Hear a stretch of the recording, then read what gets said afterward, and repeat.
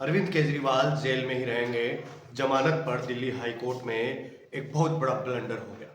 Delhi high court ने फैसला सुरक्षित रख लिया है। अब जब तक हाई कोर्ट कोई आदेश नहीं देता तब तक केजरीवाल जेल में ही रहेंगे। दिल्ली के मुख्यमंत्री अरविंद केजरीवाल शराब नीति मामले में फिलहाल जेल में ही रहेंगे। मैं हूं आपका दोस्त और होस्ट कपिल बाटड़ और आप देख रहे हैं दैवम बाट। और दैवम बाट पर आज दिल्ली की राजनीति की हम बात कर रहे हैं। दिल्ली हाई कोर्ट ने निचली अदालत में मिली जमानत के फैसले पर अंतरिम रोक लगा दी है। 21 जून को प्रवर्तन निदेशालय ईडी ने राउज एवेन्यू कोर्ट के आदेश को चुनौती दी। इस अपील पर हुई सुनवाई के बाद हाई कोर्ट ने फैसला सुरक्षित रख लिया है। अब हाई कोर्ट जब तक कोई आदेश नहीं देता तब तक केजरीवाल जेल में ही रहेंगे। दिल्ली की हाई कोर्ट में जस्टिस सुधीर कुमार जैन की सिंगल बेंच ने ईडी की याचिका पर यह फैसला दिया। बार एंड बेंच की रिपोर्ट के मुताबिक कोर्ट ने कहा है कि वह मामले को सुरक्षित रख रखा है और 2 से 3 दिन में विस्तृत आदेश होगा। तब तक निचली अदालत के फैसले पर रोक लगी रहेगी। ईडी की तरफ से हाई कोर्ट में पेश हुए additional solicitor general ASG SV Raju ने आरोप लगाया है कि ट्रायल कोर्ट में उनकी दलीलों को सही तरीके से नहीं सुना गया। उन्होंने कहा कि मनी लॉन्ड्रिंग रोकथाम कानून पीएमएलए की धारा 45 का उल्लंघन है और एएसजी ने कोर्ट में कहा कि धारा 45 कहती है कि सरकारी वकील को सुनने का पूरा मौका मिलना चाहिए, लेकिन उन्हें यह मौका नहीं दिया गया। एएसजी ने यह भी आरोप लगाया कि उन्होंने निचली अदालत से कहा था कि वे विस्तृत जवाब देंगे, लेकिन कोर्ट ने संक्षिप्त में कहने को कहा। इससे पहले एएसजी ने निचली अदालत में दी गई दलीलों को दोहराया कि केजरीवाल के खिलाफ पुख्ता सबूत है। संजय एक रिपोर्ट के मुताबिक एएसजी ने कहा कि गवाहों ने बयान से खुलासा हुआ है कि केजरीवाल ने 100 करोड़ रुपए की मांग की थी। एएसजी ने आगे बताया कि हमने 45 करोड़ रुपए लेन देन का पता लगा लिया है। हमने दिखाया है कि गोवा चुनाव में किस तरह से पैसे का इस्तेमाल किया गया।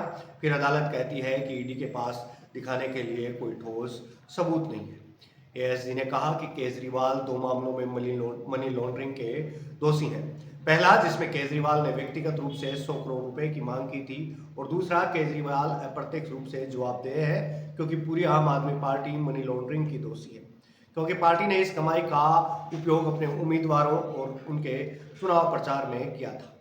केजरीवाल की जमानत पर सवाल उठाते हुए एएसजी ने कहा कि क्या संवैधानिक पर बैठना जमानत का आधार है। उन्होंने कहा कि इससे तो हर मंत्री को जमानत मिलेगी। ये बात सही भी है कि संवैधानिक पद पर बैठना जमानत का कोई आधार नहीं होता।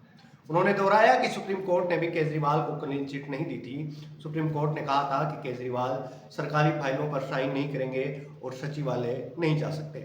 वहीं केजरीवाल की तरफ से पेश हुए सीनियर एडवोकेट अभिषेक मनु सिंघवी ने कहा कि ईडी के हर तर्क में पूरी तरह पक्षपात दिखता है। सिंघवी ने ट्रायल कोर्ट जज न्याय बिंदु पर एएसजी के लगाए आरोप पर कहा कि ये दुखद है। सरकारी अधिकारी की तरह से ऐसा नहीं होना चाहिए। उन्होंने कहा कि अगर जज आपकी मांग नहीं स्वीकार करते हैं तो उनको बदनाम करने का अधिकार नहीं मिल जाता है। रिपोर्ट के मुताबिक सिंघवी ने भी दावा किया कि ट्रायल कोर्ट में मामला 5 घंटे तक चला था। उन्होंने कहा कि एएसजी ने अपनी बात रखने के लिए 3 घंटे 45 मिनट का समय लिया था। सिंघवी ने आरोप लगाया कि ईडी कानून को दरकिनार करने की कोशिश कर रही है। कहा कि ट्रायल कोर्ट के आदेश पर रोक लगाना जमानत रद्द करने के अलावा कुछ नहीं है। बचाव पक्ष में एक और वकील विक्रम चौधरी ने हाई कोर्ट से कहा कि अरविंद केजरीवाल कोई आतंकवादी नहीं है। अगर जमानत पर रोक नहीं लगाई गई तो क्या हो जाएगा। उन्होंने कहा केजरीवाल ने सुप्रीम कोर्ट से मिली अंतरिम जमानत की समय सीमा खत्म होने के बाद सरेंडर किया था। उन्होंने दावा किया कि ऐसा मामला नहीं है कि केजरीवाल ने किसी शर्त का उल्लंघन किया।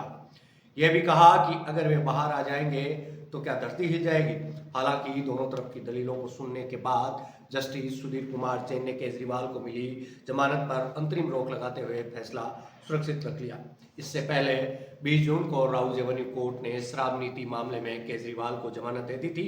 जज न्याय बिंदु ने सुनवाई के बाद कहा था कि ईडी केजरीवाल के खिलाफ सबूत पेश करने में विफल रही है। यही एक बड़ी बात है। मैं आपसे विदा लेता हूँ। आज की खबर को यहीं हम समापन करते हैं। मैं आपसे विदा लेता हूँ। आप यहाँ तक आए इसके लिए आपका धन्यवाद, आभार।